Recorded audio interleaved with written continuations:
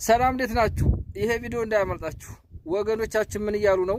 መጽሐፍ ቅዱስን ኡስታዝ ወሂድ እንደገና ይጻፍልን፣ እሱ ሁሉን በደንብ ስለሚያውቀው እንደገና መጽሐፍ ቅዱስን እሱ ቢጽፍ በደንብ ይገባናል እያሉ ነው። እስቲ ተከታተሉ። በነገራችን ላይ ይታተማል እንደ አዲስ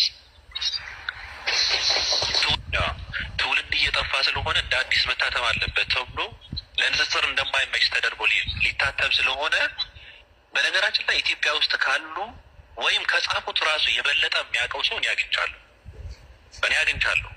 መጽሐፍ ቅዱስን የምር ማሽቃበጥ ምናምን ነገር አይደለም። ወይም ደግሞ እንደ ሰው ሌላ ትርጉም ይሰጠዋል እንጂ ወሂድ የሚባለው ሰው ታውቁታላችሁ። እሱ ልጅ መጽሐፍ ቅዱስን ቢጽፈው እኔ እቀበለዋለሁ። በነገራችን እኔ አምነዋለሁ። እያንዳንዱ ቃል ምን ትርጉም እንዳለውና ለምን እንደተባለ ራሱ በትክክል ትርጉምን የሚያውቅ ሰው ነው። ከጻፉት በላይ የሚያውቅ ሰው ነው። ስለዚህ ወሂድ በሚባለው ሰው መጽሐፍ ቅዱስ ቢጻፍ እኔ እከተለዋል።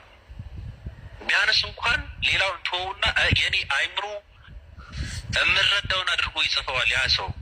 እሱ ሲናገር በነገራችን ላይ ስለ መጽሐፍ ቅዱስ ፍትት አድርጎ ነው እንትን የሚያቀብል ትረዳዋለህ። የሃይማኖት አባቶች የተባሉን ከውስጣቸውና ከራሳቸው እየተረጎሙ የሚሉትን ነገር ሊገባን አልቻለም። ብዙ ያልገባን ነገር አለ። አይገባንም።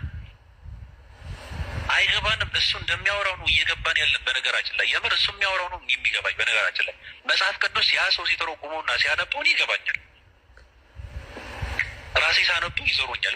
ምን እንደሆነ አላውቅም። አባቶች ሲያስረዱ ሊገባኝ አልቻለም በነገራችን ላይ። ስለዚህ ወሂድ የሚባለው ሰው እንደ አዲስ መጽሐፍ ቅዱስን ጽፎ ቢሰጠኝ እኔ እከተለዋለሁ።